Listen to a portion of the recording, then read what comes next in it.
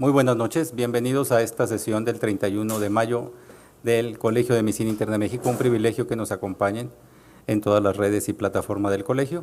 Hoy es un día especial porque tenemos la presencia de un gran cardiólogo reconocido a lo largo de toda la República Mexicana, el doctor Jorge Eduardo Cosío Aranda. Un privilegio para mí que nos esté acompañando y nos va a dar una conferencia muy interesante.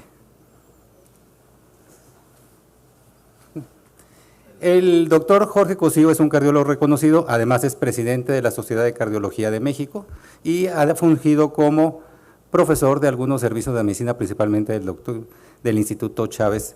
Así que, doctor, adelante con su ponencia, miocardiopatía hipertrófica y fibrilación atrial, dos entidades comunes. Muchas gracias, doctor. Muchas gracias, gracias, muy amables. Gracias. No tengo realmente conflicto de interés para esta plática, es una plática que yo creo que une dos entidades, pero estas dos entidades son muy comunes en la cardiología, en la medicina interna, y bueno, yo quiero agradecer enormemente al Colegio de Medicina Interna, muchas gracias a su presidente, muchas gracias a toda la mesa directiva, porque creo que estamos haciendo una unión con la Sociedad Mexicana de Cardiología y el Colegio de Medicina Interna, que nos puede llevar a muchas cosas buenas, fundamentalmente a esa participación de ambas sociedades en estos temas de interés científico. Yo espero que estén ustedes también aquí con nosotros en el Congreso Mexicano de Cardiología y en la próxima sesión estatutaria, que es una sesión que se llevará a cabo el 7 y 8 de julio en el Hospital Ángeles del Pedregal, sobre inteligencia artificial. Esta diapositiva muestra realmente lo que es una entidad que debemos entenderla mejor. Yo creo que la medicina interna es la madre de todas las especialidades clínicas, y yo creo que la medicina interna tiene mucho que ver. Esta es una entidad, por supuesto, la miocardiopatía hipertrófica, que debemos de entenderla de una forma que hoy nos puede hacer salvar a muchos de los pacientes. Aquí pongo con ustedes una sesión que tuvimos estatutaria en la ciudad de San Cristóbal de las Casas, en donde detectamos de 340 niños de las comunidades, 18 enfermedades, 18 cardiopatías congénitas, que a través de 11 fundaciones pudimos ya meter a un programa de tratamiento en los diferentes instituciones que pueden atender esta entidad, y dentro de ellos la detección fue de una miocardiopatía hipertrófica, pero muy interesante porque eso lo repetimos en la ciudad de Veracruz, y en la ciudad de Veracruz detectamos 40 cardiopatías congénitas. Aquí debo de comentarles que este libro, el doctor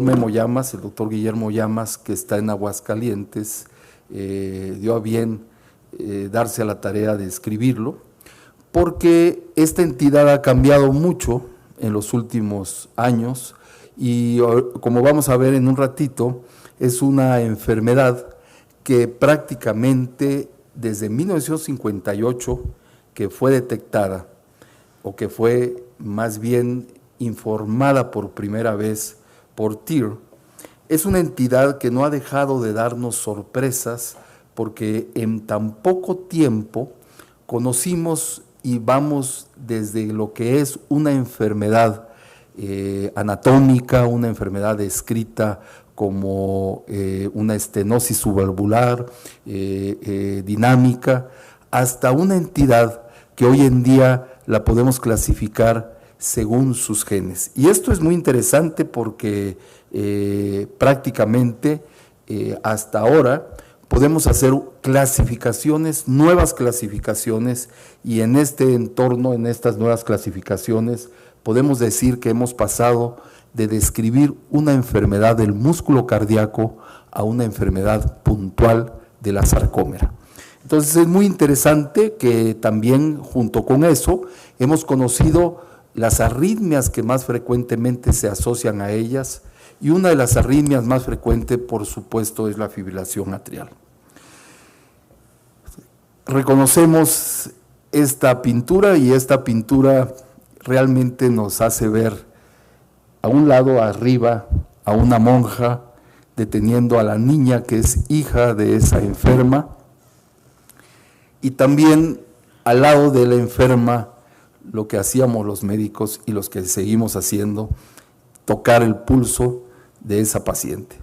Y es por eso se llama Ciencia y Caridad. Fue curiosamente pintada por Picasso cuando todavía no entraba lo que era el cubismo. Esta pintura está en el Museo de Picasso allá en Barcelona, y es interesante porque a lo mejor él no sabía que a lo mejor estaba muriendo de fibrilación atrial, una arritmia tan común hoy en día que la podemos reconocer, pero a veces se nos puede pasar por alto porque es una entidad que puede presentarse de forma paroxística, y que ahorita vamos a ver, ya podemos detectarla de otras maneras. La fibrilación atrial, como sabemos, es una arritmia que resulta de la contracción desordenada de las aurículas, con frecuencias que van de 400 a 700 por minuto en estas aurículas, que es ineficaz y que desde el punto de vista mecánico pues puede llevar al paciente, si las frecuencias ventriculares son rápidas, a síncope y a falla cardíaca. El diagnóstico clínico se basa en la existencia de un electrocardiograma en el cual la onda P está sustituida en la fase isoeléctrica por pequeñas ondas que le llamamos F, con la frecuencia propia de la fibrilación auricular. Aquí vemos precisamente lo que está pasando en esa arritmia. Pero bueno, la fibrilación atrial sí fue descrita muchos años antes que la miocardiopatía hipertrófica, dos entidades que se juntan por la frecuencia hoy en día, ahorita lo vamos a ver, y es la irregularidad del pulso que se conoce desde la antigüedad, pero la relación entre el pulso y los latidos cardíacos fue sugerida ya por Harvey en el siglo XVI y por Sénac como palpitaciones rebeldes. Pero el término lo acuñó como tal Vulpian, quien en 1850 dijo que eran choques eléctricos sobre el corazón del perro.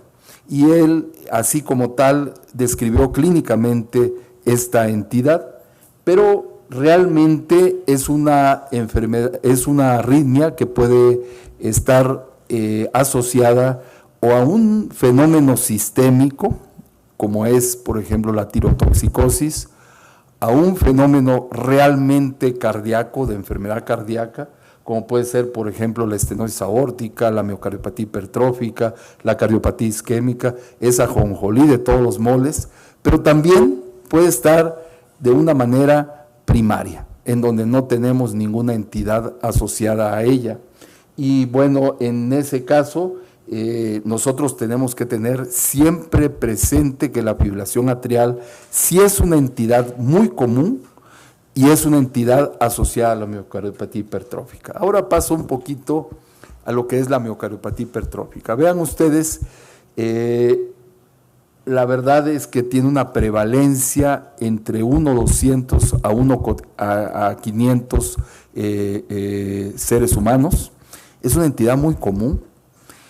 Es tan común como la fibrilación atrial, pero vean ustedes que se estima que en el mundo hay 15 a 20 millones alrededor gracias, sí, muy amable, gracias, del mundo, y esta entidad es tan común que evidentemente nos toca a todos los médicos reconocerla. Antes creíamos que la miocardiopatía hipertrófica era muy rara, y además pensábamos que esta entidad, si la reconocíamos, los pacientes morían de muerte súbita y hasta ahí, pero realmente no. Hoy en día ya no mueren tantos pacientes de miocardiopatía hipertrófica y estamos muy obligados a reconocerla. En México, por supuesto que la prevalencia es alta. Se ha visto inclusive en algunas poblaciones que pueden ser 1 a 200, 1 a 500 personas. Y bueno, aquí es algo importante que quería comentarles. Aquí estamos de lo macro a la genómica. Es una entidad que desde 1958, cuando lo describe Thier, sabemos hoy en día que en las biopsias pues hay este desarreglo de fibrillas, esta fibrosis que vemos ahí, pero la entidad la podemos reconocer también en su fase hemodinámica mediante el ecocardiograma, en donde hay ciertos criterios, pero fundamentalmente esa hipertrofia en el septum. Podemos decir en su fase, en el ecocardiograma, que puede ocurrir esa alteración del flujo en la aorta a través de lo que llamamos el SAM, ¿sí? Y que también podemos tener insuficiencia mitral en ese SAM, que podemos tener en estos pacientes alteraciones, aquí como ven, es lo que es el fenómeno de Brockenbrough cuando hacemos un cateterismo, y está bien reconocida también las alteraciones que suceden en la resonancia magnética. Pero hoy en día tenemos algo más importante, podemos caracterizar a esta entidad por sus alteraciones en la genómica. Y recuerdo muy bien una de las descripciones que hizo un editorialista en el Journal American College of Cardiology acerca de lo que él decía la secuenciación del genoma humano.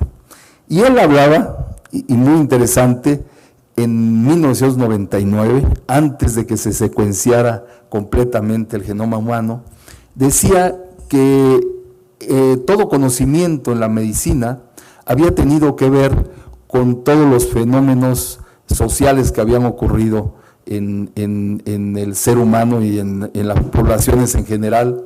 Y decía él que así como en el siglo VI antes de Cristo, el alfabeto griego fueron 5 vocales que permitió pasar de lo hablado a lo escrito, pero también de pensamiento concreto a pensamientos abstractos. Así la revolución industrial había sido un fenómeno muy importante para el desarrollo de la medicina, porque en este momento estábamos en la teoría de los 4 humores con Hipócrates, y pasábamos así a una revolución tecnológica en el siglo XX, que es el Internet. Sin embargo, el siglo XXI iba a estar caracterizado por la era de la genómica, y también 5 vocales, la adenina, guanina, citosina, timina, uracilo, iban a ser los que marcarían ese desarrollo en la medicina, y ese desarrollo también, si nos damos cuenta, en lo que somos en lo social, y que tenía que haber obviamente regulación, una regulación legal, una regulación de otra manera, porque evidentemente nos iba a transportar a conocer las enfermedades de otra manera y tratarlas de otra manera. Hablaba de la secuenciación, etcétera, etcétera, que a través de estos 20 años hemos venido conociendo. La miocardiopatía hipertrófica tiene mutaciones en la sarcómera en 60-70%, generalmente en este gen, en el 14q1, y generalmente en esta puntuación genómica de la cadena pesada de la miosina. Hay más de 1500 variantes, distintas mutaciones, y hay diferente penetrancia y pronóstico, que lleva al desarreglo que conocemos de los miocitos, fibrosis, hipertrofia y alteración de la contracción y de la relajación del miocardio. Y es muy interesante saber que la evaluación nos puede llevar a un cortejo sintomático tan amplio que verdaderamente también cuando nosotros exploramos a los pacientes, cualquiera de nosotros, nos lleva a pensar que tenemos que hacer una historia muy importantemente dedicada a ver y a evaluar los riesgos que puede tener este paciente en muerte súbita, pero también los riesgos que puede llevar a otras entidades como la fibrilación atrial. La disnea es el síntoma sin duda más común, pero puede haber palpitaciones, síncope, insuficiencia cardíaca y angina. La angina se debe a disfunción diastólica generalmente, a alteración en el flujo sanguíneo, pero también podemos observar en el examen físico muchas otras cosas, pero fundamentalmente los soplos en el foco aórtico, que es un soplo en donde hay ciertos datos que nos permiten hacer una evaluación concreta sobre si es una estenosis aórtica valvular o una miocardiopatía hipertrófica. Igual la insuficiencia, si es una insuficiencia que se presenta con ciertos datos para pensar que es una insuficiencia asociada a la miocardiopatía hipertrófica o es una insuficiencia realmente de la válvula por alteraciones de la válvula o calcificación de las válvulas. Pero bueno, hoy tenemos otros elementos y aquí pongo con ustedes el electrocardiograma en pacientes que tienen fibrilación atrial y miocardiopatía hipertrófica. Y vean ustedes, yo creo que no hay que confundir dos entidades que son muy claras: la hipertensión arterial, que nos da hipertrofia ventricular izquierda, en donde también puede haber fibrilación atrial, y en donde hay hipertrofia también, pero cuando involucra el ápex, la pared libre anteroseptal o el septum posterior, hay que pensar en la miocardiopatía hipertrófica.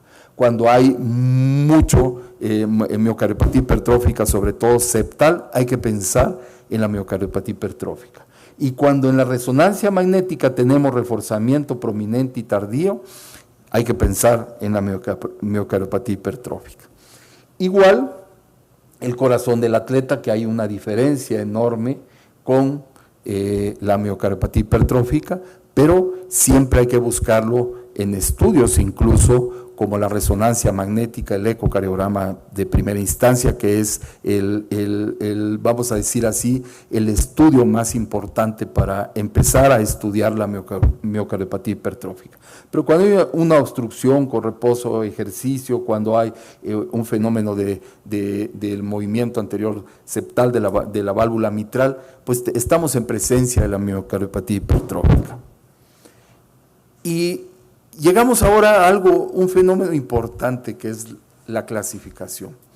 Como dije desde el principio, la miocardiopatía hipertrófica es una entidad tan variable que, bueno, hay muchas definiciones que ya se han ido asentando hacia una sola definición, pero también hay muchas clasificaciones. Y recientemente, en los últimos 5 años, hemos estado manejando una clasificación que es muy importante, pero quizá amerita una reclasificación, para lo cual el doctor Guillermo Llamas ha presentado una nueva clasificación que a mí me parece muy interesante y que vamos a discutir ahora en el Congreso de la Sociedad Europea de Cardiología en Ámsterdam, el próximo agosto-septiembre, que llevamos una ponencia en conjunto con ellos, con la Sociedad Europea de Cardiología, y en donde vamos a tratar sobre un registro que ahorita les voy a presentar, que es un registro mexicano. Y bueno, esta clasificación que hoy se usa es una clasificación morfofuncional que han basado, pero que también tiene que ver con los genes para clasificar. Siempre nosotros tenemos que clasificar dentro del MOGES, que es, ahorita les voy a decir, son los signos de un fenotipo morfofuncional, un órgano involucrado, el patrón de herencia familiar o genética, una descripción etiológica, que son los signos que vemos acá, más bien las mayúsculas, y el estatus funcional según el American College y el American Heart. Y con esto, bueno, nosotros vamos definiendo si el paciente tiene también riesgo de hacer muerte súbita o no y qué hacer. Vean ustedes, por ejemplo, un paciente de 20 años con el diagnóstico de miocardiopatía hipertrófica, diagnosticado desde los 12 años de edad, y está en clase funcional 3 con este electrocardiograma. Bueno, lo podemos clasificar MD hipertrófico, ¿sí? Que está involucrado bien el corazón y que hay, no está tan bien determinado lo genético, y bueno, el test en la notación etiológica no está bien diferenciado, pero nosotros podemos desde ahí definir qué tratamiento podemos dar en este paciente, pero fundamentalmente algunos datos pronósticos. No me voy a detener en esto, pero sí les puedo decir que esto me parece interesante. Los invitamos al Congreso de Cardiología que va a ser en Veracruz el próximo 31 de octubre, 1, 2, 3 de noviembre. Ahí los recibiremos con los brazos abiertos y les diré algo muy importante con respecto a la miocardiopatía. Marrón ha aceptado estar en el Congreso y es el pilar de la miocardiopatía hipertrófica. Después de Bramwell quedó él como uno de los grandes de la miocardiopatía hipertrófica, va a estar en el Congreso. Olivoto, que es otro, va a estar en el Congreso y van a estar respondiendo a algunos casos clínicos sobre esta entidad. Pero bueno, él describe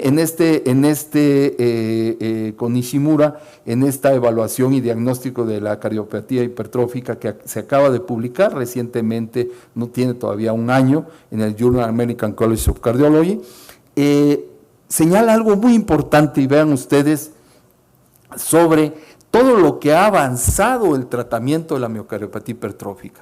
Hoy verdaderamente no debería morirse nadie de miocardiopatía hipertrófica, debería ser bien detectada y bien tratada. Evidentemente es una enfermedad que el tratamiento es caro, pero yo quiero comentarles acá cómo, vean ustedes, esta gráfica a mí me parece impresionante. ¿Por qué? Porque vean la relación entre la mortalidad asociada a la miocardiopatía hipertrófica y la mortalidad por año. Vean ustedes lo que ha pasado a través de los años a llegar actualmente a tener una mortalidad de 0.5% cuando con las intervenciones como la miomectomía, como los dispositivos que hoy en día el desfibrilador implantable, y también toda la clasificación que hoy existe para catalogar a un paciente que puede tener o llegar a la muerte súbita, que el 50% cuando tienen una alteración muy, donde se implica mucho a los ventrículos con mucha fibrosis, etcétera, que pueden llegar a tener, hoy en día, vean ustedes, que es 0.5%, y aquí del lado derecho les pongo la mortalidad por todas las enfermedades más importantes que suceden en los Estados Unidos, y en donde la miocardiopatía hipertrófica ahora es de 0.5 en 2.5, vean ustedes, o sea, la mortalidad anual con la mortalidad a 5 años, es de las más bajas. ¿Por qué? Porque se diagnostica, se trata y hay registros muy adecuados en esta enfermedad. Por eso es muy importante conocerla bien.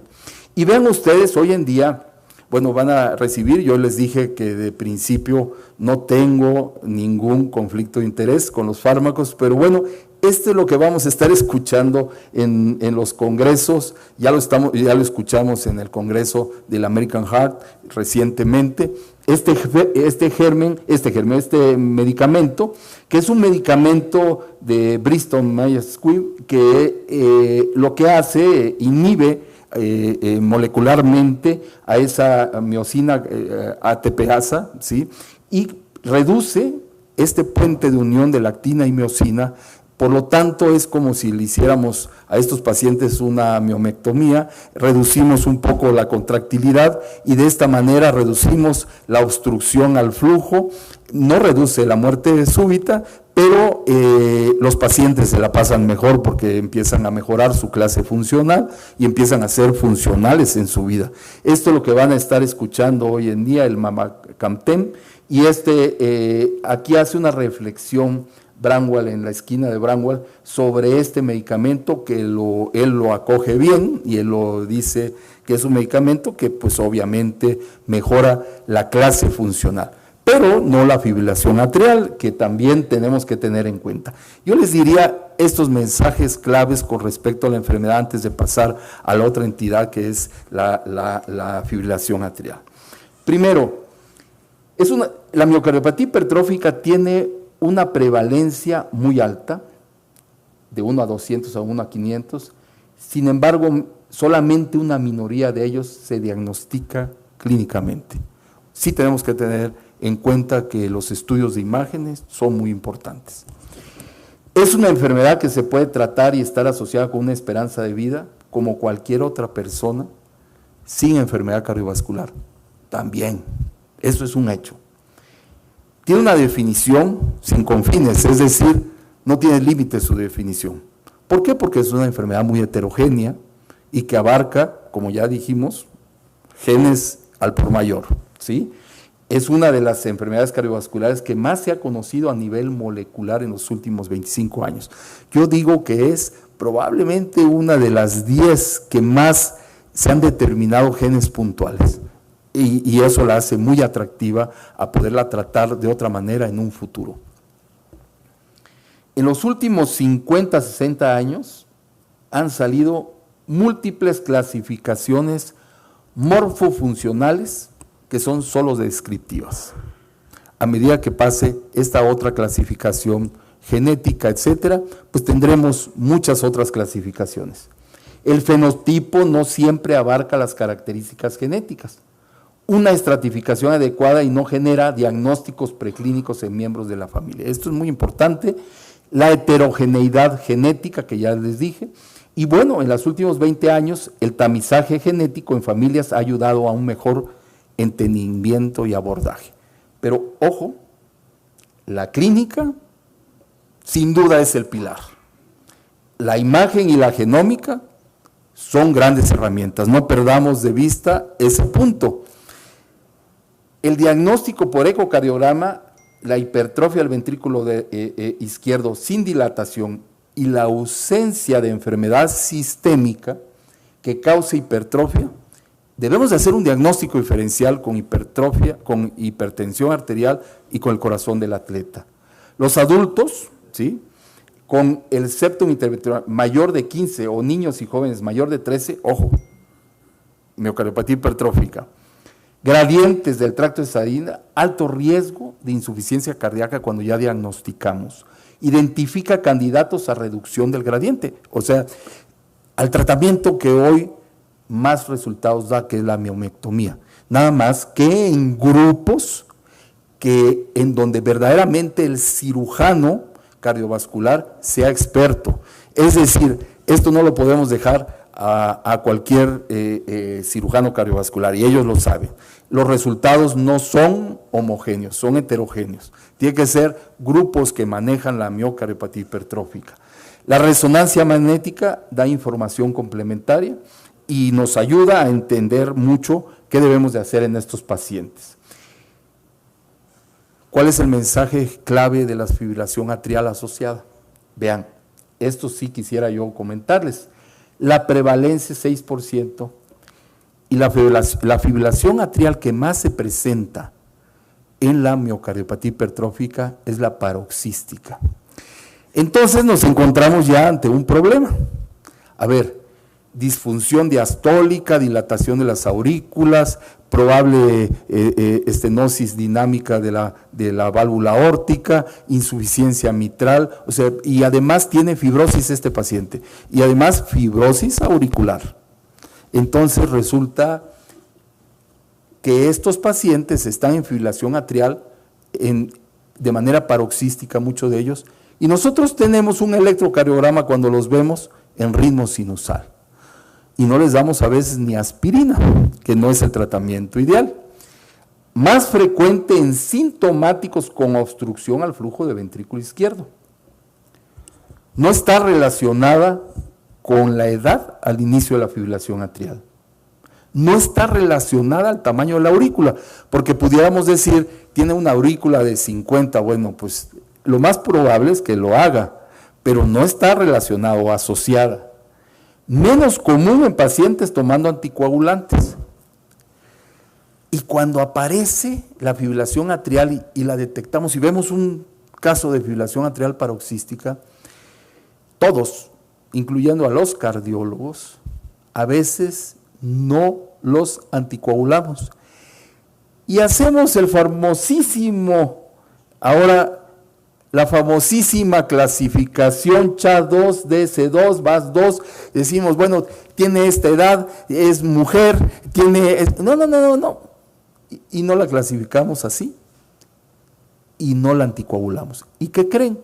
No respeta esta clasificación. Esta clasificación no predice el riesgo de embolias. Y las embolias pueden suceder en casi un tercio de este tipo de pacientes, ¿sí? O sea, el llamado y el mensaje, uno de los mensajes, por eso son dos entidades comunes, como lo estamos abordando, es que fibrilación atrial que veamos o que estemos sospechando, y ahorita les voy a dar una sorpresa, hay que anticoagularlos.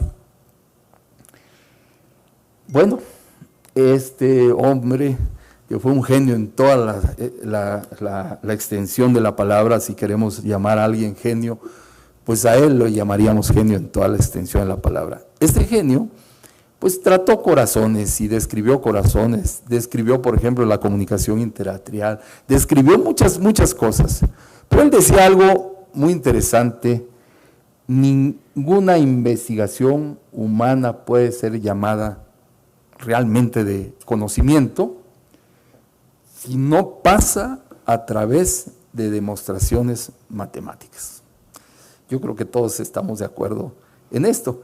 Y a pesar de que no somos matemáticos y a pesar de que no nos gustaban las matemáticas, pues nos metimos en el camino de las matemáticas y en el camino de las predicciones. Y bueno, ahí a propósito hago nuevamente la invitación a ustedes con las becas que gusten para asistir a lo que va a ser inteligencia artificial, 7 y 8 de julio, ya dentro de un mes y pico, en el Hospital Ángeles de Pedregal, que la Sociedad Mexicana de Cardiología, con la Clínica Mayo, viene todos los de inteligencia artificial a través de la Clínica Mayo, vamos a presentar y vamos a analizar la fibrilación atrial a través de la inteligencia artificial. ¿Y por qué razón? Bueno, porque hoy en día se puede predecir mucho de la fibrilación atrial y de estos pacientes a través de la inteligencia artificial. Y esto es muy importante porque esto nos va a permitir señalar qué paciente debemos de anticoagular, aún que sea la primera vez que lo veamos y que no hayamos visto en nuestro trazo la fibrilación atrial.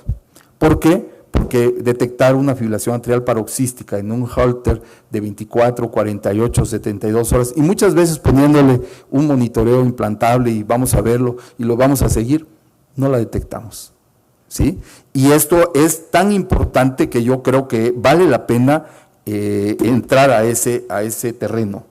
Bueno, aquí vean los registros internacionales, ya estoy en un momentito por terminar la plática, pero yo quisiera comentarles este punto que es muy interesante.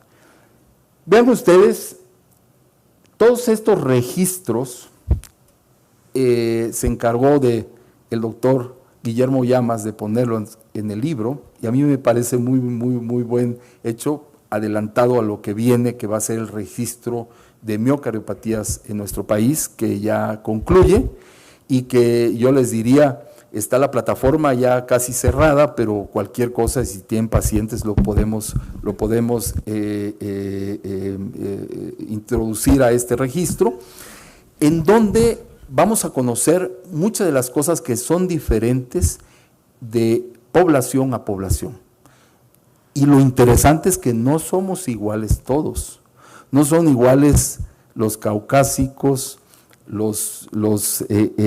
inclusive los italianos y toda esa parte, a lo que somos los mexicanos, y debemos de estar pendiente de cuáles son nuestros genes. En algunas cosas yo creo que sí debemos de asociarnos, estas dos sociedades que nos interesa este tema, como es el Colegio de Medicina Interna y la Sociedad Mexicana de Cardiología.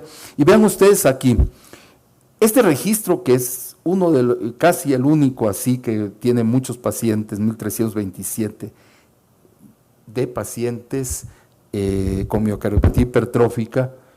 El diagnóstico, el punto de interés es que el diagnóstico es antes de 1 año, significa peor pronóstico. Bueno, es un concepto. Si tenemos un niño y el niño desde el principio tiene datos importantes de insuficiencia cardíaca o tiene, se ve que es un niño inquieto, llorando, tiene una arritmia y se diagnostica miocardiopatía hipertrófica antes de 1 año, esos niños tienen peor pronóstico. Y el pediatra cardiólogo tiene que estar muy orientado a definir, clasificar y tratar a estos niños. Los japoneses, con 2134, su punto de interés fue que la biopsia miocárdica mostró casi 70%, casi 3/4 tenían fibrosis y 43.2 desarreglo de miofibrillas. Ellos se fueron más hacia la parte anatómica. Vean ustedes los italianos con 1677. El punto de interés es, ellos al final señalan que es importante el screening familiar, por supuesto. O sea, encuentran a varios miembros de la familia con la misma entidad dentro de su población y ellos hablan de que si detectas a alguien con miocardiopatía hipertrófica, tienes que seguir a la familia, tienes que hacer todo este punto. Los brasileños, con 214 pacientes, una mortalidad anual, una tasa de mortalidad de 1%, y ellos vieron que el pronóstico estaba en base a la clase funcional y también a que el septum interventricular tuviera más de 30 milímetros, cosa que hoy también se toma el septum interventricular dentro de los criterios, ¿sí? de hacia la muerte súbita. Los uruguayos, que es lo que más podríamos acercarlos con nosotros, 52 pacientes. La clase funcional se relacionó, se asoció con la obstrucción y mejoraron con tratamiento. Eso que no tenían el mevaquentem. ¿De acuerdo? Los australianos con 541, el pronóstico es peor cuando hay mutaciones genéticas. Ojo, esto está hecho en diferentes momentos, pero también tenemos que tener en cuenta que es una enfermedad que ha avanzado de esta manera, muy vertiginosamente. Entonces, tenemos registros en diferentes momentos de la enfermedad. Los chinos, con 621, las mujeres tienen peor pronóstico y mayor tasa de falla cardíaca, más o menos en mujeres que tienen 50 años o más. Esto hace sentido. Yo quiero decirles, por ejemplo, hoy en día conocemos datos que antes no sabíamos sobre las mujeres cuando llegan hacia la menopausia, un poco antes, que son más propensas a tener mayor mortalidad en cualquier enfermedad cardiovascular. Y hoy que sabemos de la cardio-oncología, sabemos que las mujeres se mueren 6 veces más del corazón que del cáncer de mama, después de los 40, 50 años. Es una proporción enorme, y esto quiere decir que el corazón de las mujeres es un corazón que se desprotege mucho hormonalmente y de otra manera. Entonces, no es raro que con una enfermedad como esta, que lleguen a esa edad, pues empeoren más las mujeres que los hombres. Rumanía, 202, solamente 6% le hicieron resonancia magnética, pero realmente ellos no concluyen, hay enfermedad y tienen muy poca, ellos ya empiezan a notar que su población no utilizan cardioverters, no utilizan resonancia magnética, que los pacientes se quedan en la base del ecocardiograma y el diagnóstico clínico, y desde ahí no pasan sin hacer más allá por esa población. Ellos ponen el punto en la llaga. Los portugueses, con este registro, el diagnóstico en gente más grande, y muchos tienen tratamiento invasivo. Bueno, debo decirle que no estaban tan lejos de nosotros. Nosotros utilizamos más Por ejemplo, y ya se va a publicar, y el doctor Llamas ha extendido mucho esta parte de lo que se está encontrando. Si tratamos a los pacientes, los tratamos con ablación, con alcohol, más que con cirugía. Y tenemos un sesgo por los resultados quirúrgicos, pero estos pacientes, se ha visto en todas partes del mundo, donde se hace una cirugía, una miomectomía con resultados exitosos, que les va mejor con la miomectomía. Hay que pensar y hay que virar. En el estudio multinacional europeo ya hay un screening genético en 46.4%, nada más. Y la resonancia magnética solo en 33%. Se está aquí urgiendo por estos estudios de imagen que pueden ser mucho mejores. Pero este estudio, que ahorita lo voy a presentar un poquito, la correlación aquí es N entre genotipo y fenotipo, es en donde se basa también esta clasificación que acabo de comentarles a ustedes. Y bueno, yo quiero comentarles este estudio, en donde realmente, en este estudio que es de Heart and Lung, de corazón, pulmón y sangre, este estudio, este registro más bien, muestra también todo el patrón que hay en la resonancia magnética, las curvaturas asociadas con muerte súbita. Y esto es muy importante y es importante conocerlo.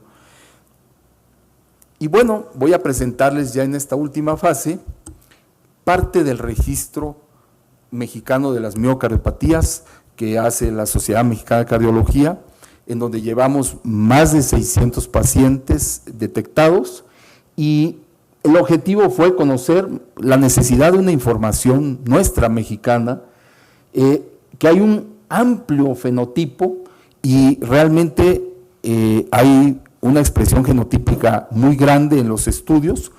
Realmente una de las cosas que se va a publicar es que poco hacemos estudio genético. ¿Por qué? Porque este registro es un registro que habla de toda la entidad y de todo el país, y realmente casi un porcentaje mínimo le hacemos estudio genético. Eso es evidente y es lógico.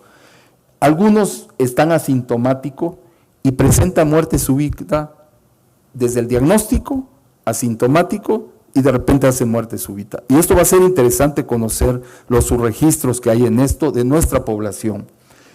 Y fue también uno de los objetivos evaluar y proponer una conducta terapéutica.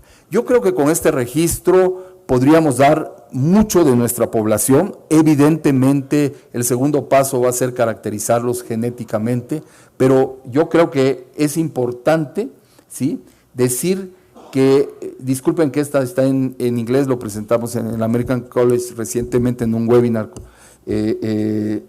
ahí con el doctor Escudero y el doctor Leiva, la definición y la clasificación, la prevalencia, todo el complejo genético, porque hay más de 1000 genes específicos, la variabilidad de la expresión fenotípica en lo que sucede hemodinámicamente, las diferentes terapias que se deben de escoger para los diferentes tipos, y obviamente hay algo muy importante que no podemos dejar de ver, que son las diferencias sociales, y verdaderamente hay una fragmentación de nuestro sistema de salud, y si lo diagnostican de repente en una entidad, no voy a decir dónde, pero en entidades donde no hay ni siquiera a veces un ecocardiograma, o si no hay un internista, un cardiólogo, pero de repente lo diagnostica un médico general, tampoco hay centros de referencia ni redes para esta enfermedad, cuando estamos viendo que es una entidad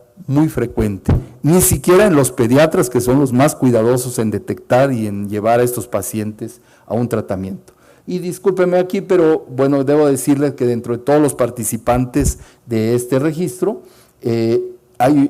lo más frecuente fue la edad entre 51 y 60 años, y más frecuente en hombres que mujeres, que nosotros creemos que ahí puede haber un gran subregistro, ¿sí?, que son las cosas que se deben de decir de las cosas que se hacen cuando se hacen un registro. Que también, esto es muy importante, porque ¿qué creen? Pues lo que más tratamos a los pacientes cuando llegan al Instituto Nacional de Cardiología, cuando llegan al Centro Médico Nacional, cuando llegan al 20 de noviembre, a grandes centros, no los operamos. Hay pocos pacientes con miomectomía, cuando es el tratamiento de elección. Terminamos haciendo una ablación con alcohol y hay que ver, probablemente más fácil porque hay más hemodinamistas, probablemente hay un sesgo de referencia porque el cardiólogo se lo refiere a él mismo y le hace la ablación, no lo manda con el cirujano. Entonces hay una serie de cosas que debemos de entender como médicos, pero es muy interesante algo que les voy a decir. Esto, por supuesto que es más barato, quién sabe, sí, probablemente en algunas instituciones donde hay hemodinámica, como el instituto, claro.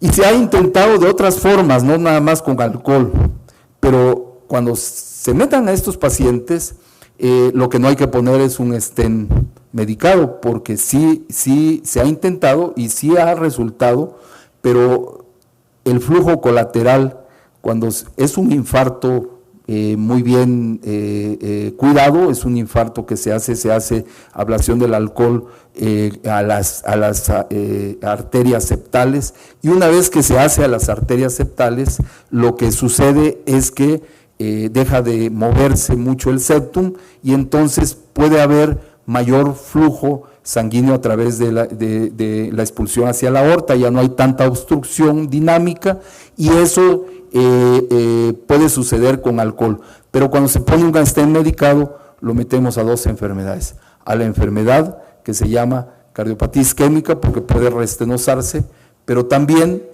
al flujo colateral de la descendente posterior que hace que se mueva otra vez el septum. Entonces son conceptos que debemos ir conociendo y se ha ido conociendo a través de este tiempo y bueno, este era el punto importante que también les decía. En el europeo se presentó un gran trabajo.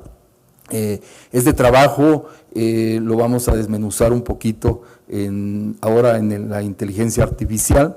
Yo creo que la inteligencia artificial, no nos queda duda que ya llegó para quedarse, se aceleró mucho su uso y esta base de datos de donde podemos partir cuáles son las variables más importantes para detectar una arritmia tan común.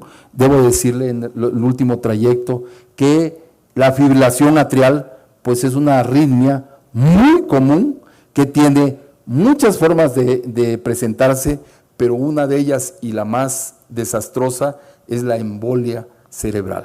Y cuando da una embolia cerebral, pues cualquier paciente en cualquier enfermedad, su calidad de vida va a ser diferente. Hay que evitarla y bueno, aquí debo decir que para esta arritmia, la miocardiopatía hipertrófica, por supuesto es un buen sustrato, variante genética, sustrato anatómico, disfunción diastólica que lleva a crecimiento de la aurícula y a disfunción auricular y a lo que llamamos hoy miocardiopatía auricular, activación autonómica en estos pacientes, tienen mucho más alterado el sistema nervioso autonómico, ¿sí? ¿Y qué lleva eso? Pues a fibrilación atrial y a embolia. Es una asociación inequívoca, pero hasta hace poquito, hasta hace un año, estamos creyendo que se deben de anticoagular. De principio, sin asociación con el CHAD o con la clasificación. Y hoy en día, los pacientes con falla cardíaca congestiva, clínica de falla cardíaca, evidencia de disfunción y miocardiopatía hipertrófica, pues están en las guías con un puntaje inmediato, ¿sí? Pero la verdad es que el riesgo de embolia son 5 veces más, ¿sí? Y hay que anticoagular a estos pacientes. Aunque las guías del 2014 nos decían apenas que estaba indicada en la FA independiente del score. Esto no se hace así de manera adecuada en muchos de los pacientes. La fibrilación auricular en el paciente con miocardiopatía suele ser un marcador de mal pronóstico con alto riesgo de embolias sistémicas y es independiente. Este es el mensaje de esta plática y bueno, ¿de qué mueren? Mueren de esto. Pero esto es más fácil clasificarla. Esto es poco a veces detectado. La inteligencia artificial probablemente nos llevará a conocer mucho de estos pacientes, ¿sí? Y bueno, esto se los pongo acá por una sencilla razón. Cuando se habla de las matemáticas, de la predicción, nos acordamos mucho de algo interesante, ¿sí? Este es Delfos, este es el agua con el que se purificaba, ¿sí? Obviamente en Delfos estaba la pitonisa y nos decía, la pitonisa es o no está embarazada, y escribía, cuando ella daba su dictamen de que iba a ser niño, ponía niña y jugaba la posibilidad. Cuando llegaban a reclamarle a la pitonisa, lo que había escrito era que era niño, no que dijo niña. Es muy importante porque las estadísticas también se manipulan, ¿sí? Y el médico es llamado por una antinomia, de un lado la fascinación de la ciencia y por otro lado el interés por el enfermo. Ello refleja sus dos grandes formas de vocación, el deseo de saber y el deseo de ayudar. Creo que tenemos una profesión hermosa, una profesión que nos ayuda y que hemos caminado en estas dos enfermedades en estos últimos años hacia mejor caracterización y mejor tratamiento de nuestros enfermos. Quiero agradecer al colegio, a todos ustedes, doctor Salgado, muchas gracias por esta invitación, a toda la mesa directiva, que he estado muy cómodo y muy contento de su recibimiento y de sus atenciones. Muchas gracias.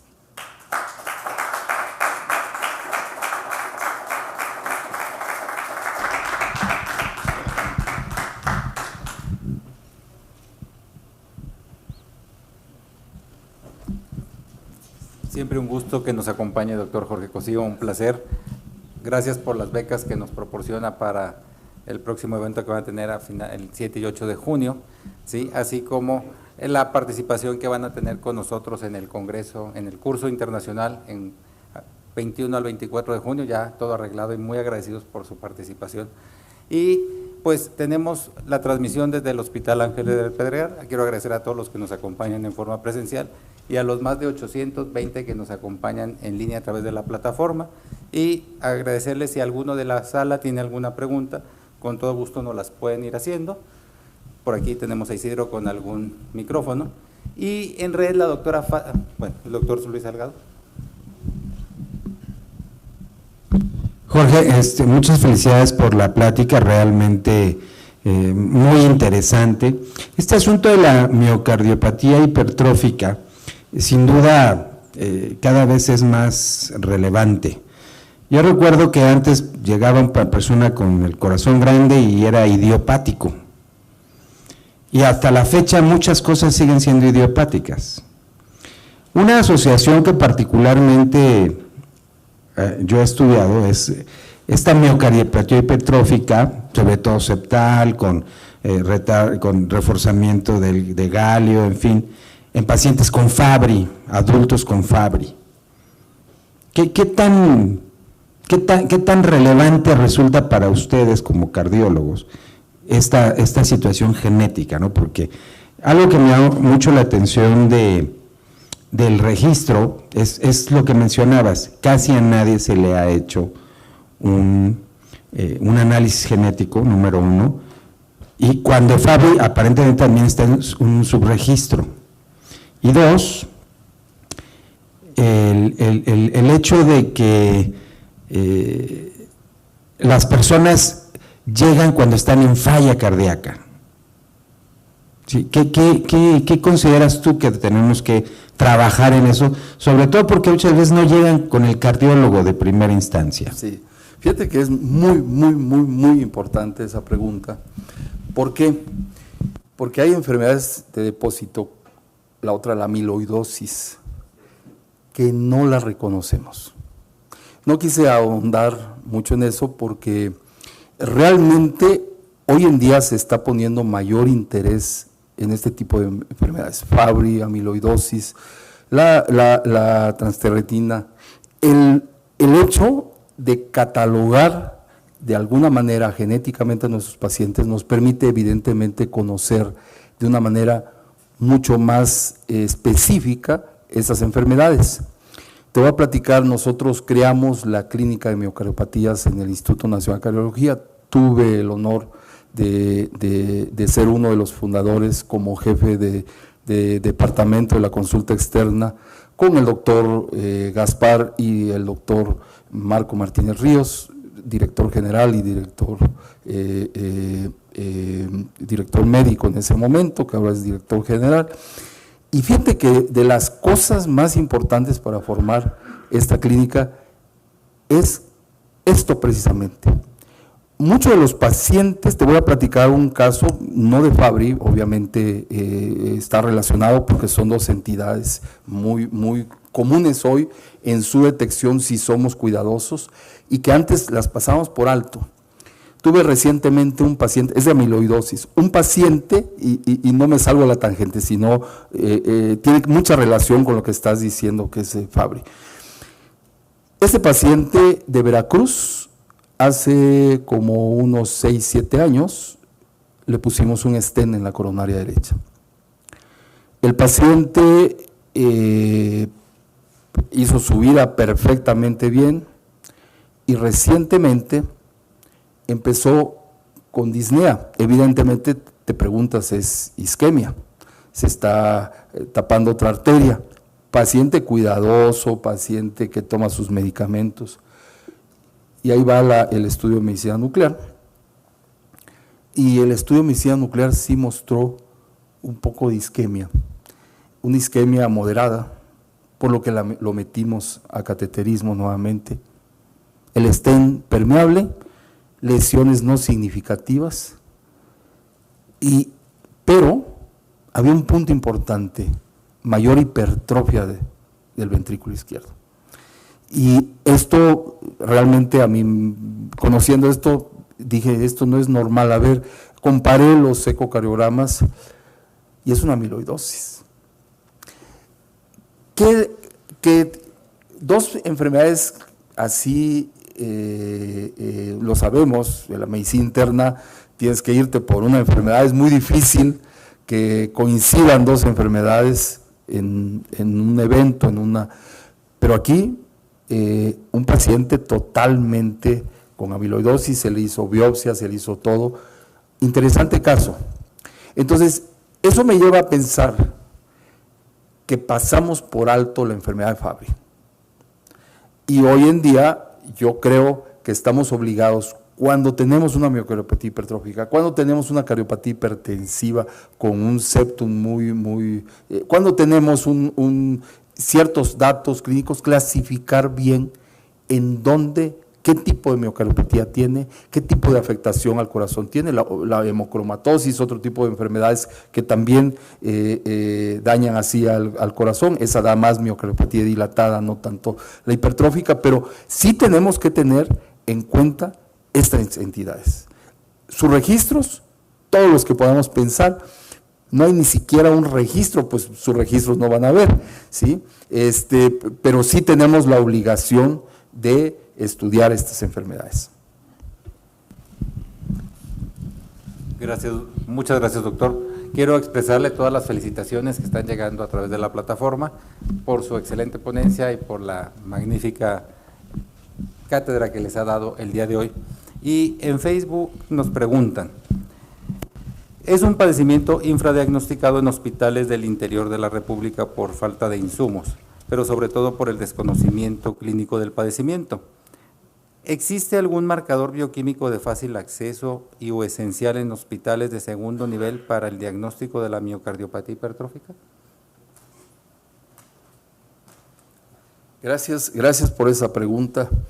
Yo creo que sí hay un punto importante, la clínica. Y hay otro punto importante.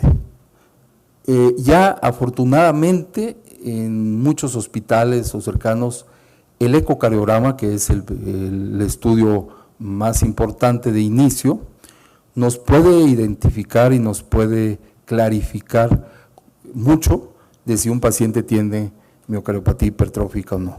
Yo que recomiendo en este sentido, y es una pregunta muy, muy puntual. Yo creo que el registro mexicano es un registro que se debe decir a voces, conocer a voces. Es el primer registro de miocardiopatías en nuestro país. Ya los uruguayos tienen un pequeño registro, ya los brasileños tienen un registro, y los mexicanos no teníamos un registro. Ese registro, a mi juicio, debe de darse a conocer a través del Colegio de Medicina Interna, a través de sociedades importantes como la suya. ¿Por qué razón? Porque eso nos permitirá tener en mente la enfermedad y diagnosticar de una manera puntual la enfermedad. La miocardiopatía hipertrófica la podemos diagnosticar todos.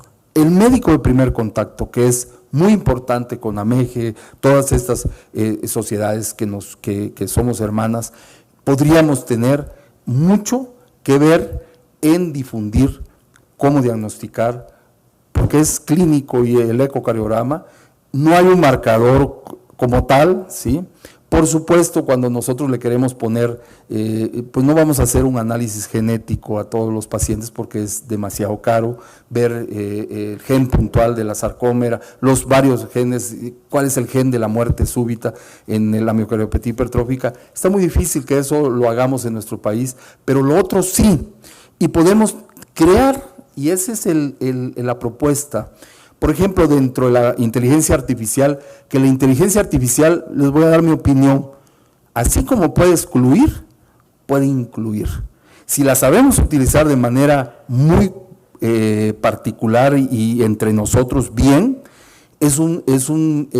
podemos identificar varios pacientes que pueden referirse, y ahí voy a lo segundo, crear redes, así como la red de infarto, como la red de insuficiencia cardíaca, la red de las miocardiopatías de Fabry, de amiloidosis, de miocardiopatía hipertrófica, que podamos integrar verdaderamente como sociedades médicas, porque esto no va a nacer del gobierno hacia abajo, nace de la población, de las necesidades hacia las sociedades que somos nosotros.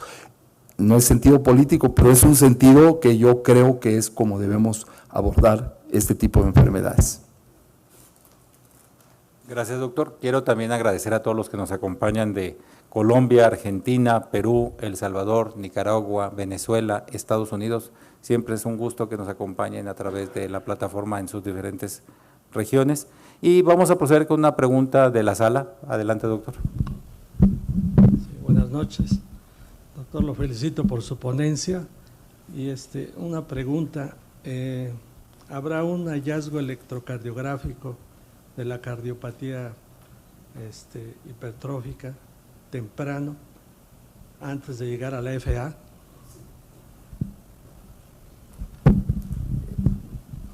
Desafortunadamente no traje aquí los electrocardiogramas, no era el motivo de la plática, pero definitivamente sí.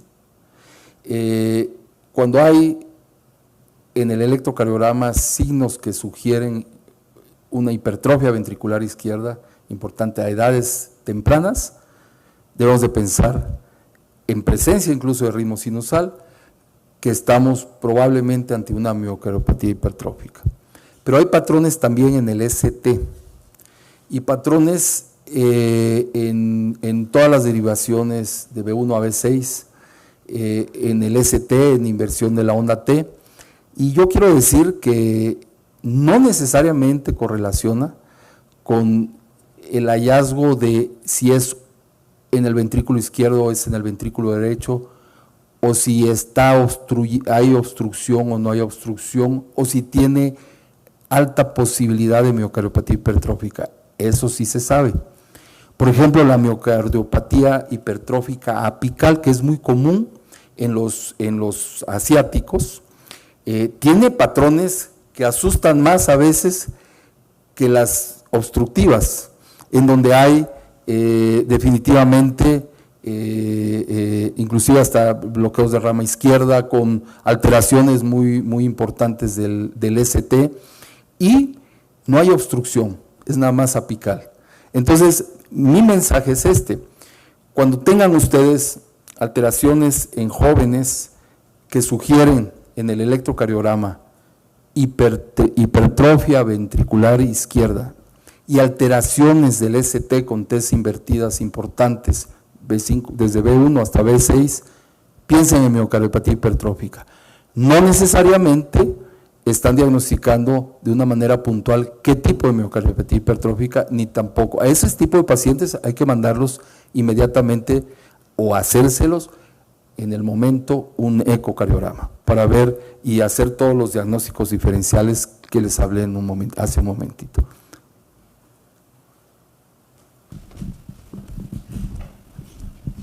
Muchas gracias, doctor. El doctor Ángel Romero nos va a hacer una pregunta y voy a aprovechar antes de que nos las hagas, voy a contar varias en una sola.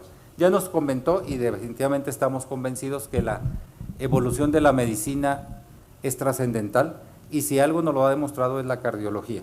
Y yo comentaba hace poco que cuando yo era residente, historias del siglo pasado, en mi hospital se operaban 10 corazones diarios a corazón abierto. Hoy en día a lo mejor son los que se operan al mes.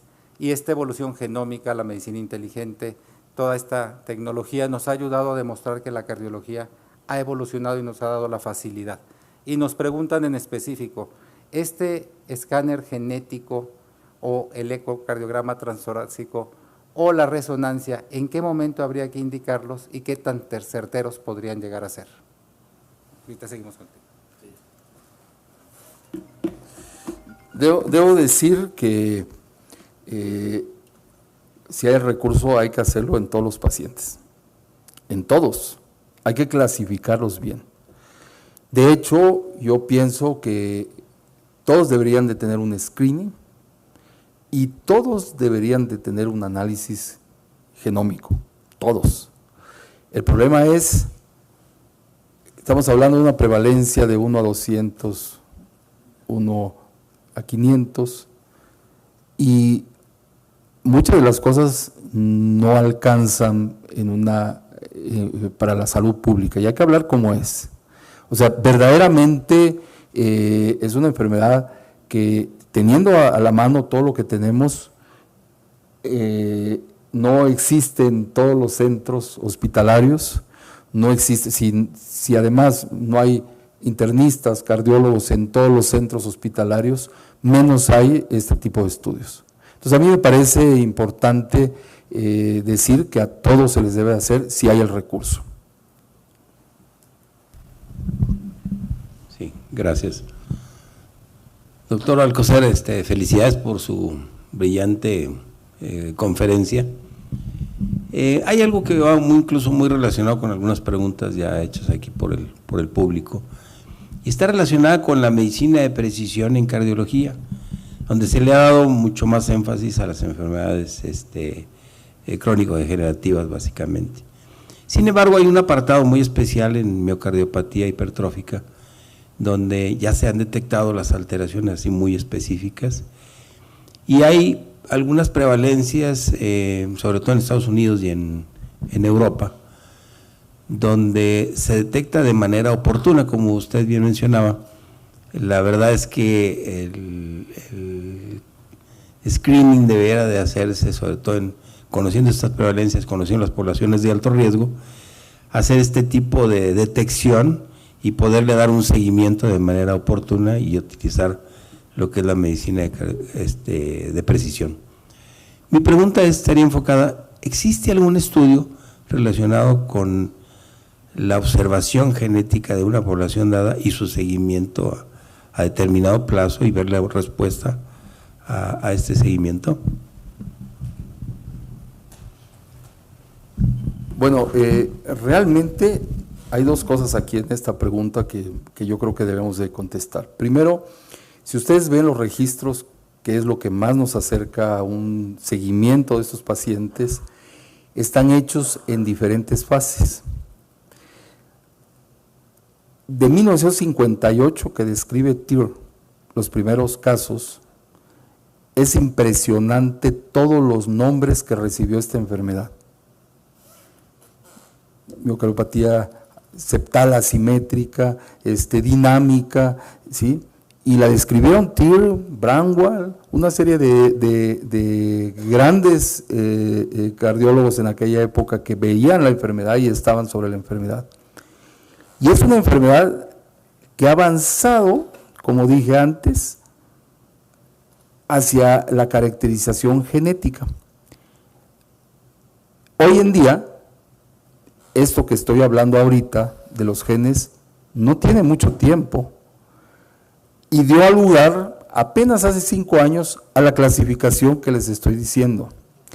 Entonces, el seguimiento de esos pacientes cuando se detecta ha sido un seguimiento desde burdo hasta hoy. Vamos a tener mejores seguimientos, con mejores estudios, con registros más completos, pero sí debo decir que desafortunadamente, como vieron ustedes, los rumanos que lo pusieron puntualmente o en los registros que les presenté, incluso los italianos, tampoco hacen en todas sus poblaciones estudio genético, y no porque no lo quieran hacer, por el dinero, y menos un seguimiento de este tipo de pacientes.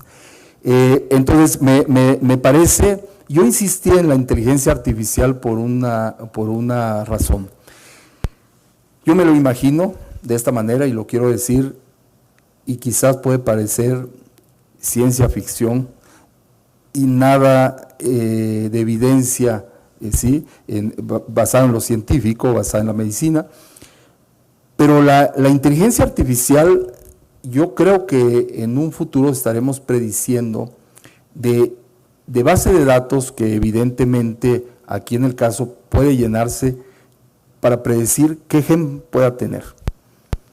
¿Qué es lo importante en la miocardiopatía hipertrófica? Pues esas 3 cosas que les dije. Que no se mueran de insuficiencia cardíaca, que no se mueran de fibrilación atrial, pero sobre todo que un gran porcentaje no se mueran que no hagan muerte súbita, no hagan taquicardia ventricular, fibrilación ventricular. Cuando detectamos este grupo, verdaderamente actuamos de otra manera. Le ponemos un cardioverter, hacemos la miomectomía, y les presenté aquí lo que dice Marón en su última publicación y que va a estar aquí en el Congreso, cómo bajó la tasa de mortalidad de esos pacientes. Ese es un seguimiento, es uno de los estudios, el de National Heart and Blood and Lung, ¿sí? Que es un estudio, un registro bastante importante sobre esto. Quizás es uno de los más completos, incluso más que el europeo a mi juicio, pero no tiene tampoco todos los pacientes seguidos con genómica, ¿sí? Y lo que yo digo es que ellos bajan la tasa de mortalidad tan solo porque se han dedicado a registrar a estos pacientes y porque tienen el recurso. Entonces, yo creo que de alguna manera va a haber mucho más estudios con la inteligencia artificial, mucho más seguimiento de estos pacientes. Pues quiero agradecerle, doctor Jorge Cosío, muy agradecido por su presencia, por la invitación que nos ha hecho a la 3ª sesión estatutaria que van a tener, así como la invitación al Congreso y las becas que podrán disfrutar nuestros colegiados. Ha sido un honor y una ponencia muy enriquecedora. Hay demasiadas felicitaciones, así que todo un gusto que haya estado con nosotros. Y también agradezco su participación en nuestro evento del 48º Curso Internacional de Medicina Interna, a realizarse del 21 al 24 de junio en la ciudad de Guadalajara, donde esperamos que nos acompañen. Será una pérdida que usted no nos va a poder acompañar porque va a andar en Europa, pero muy agradecidos por todo el apoyo. Y sin más, nos despedimos de esta sesión. Muchas gracias.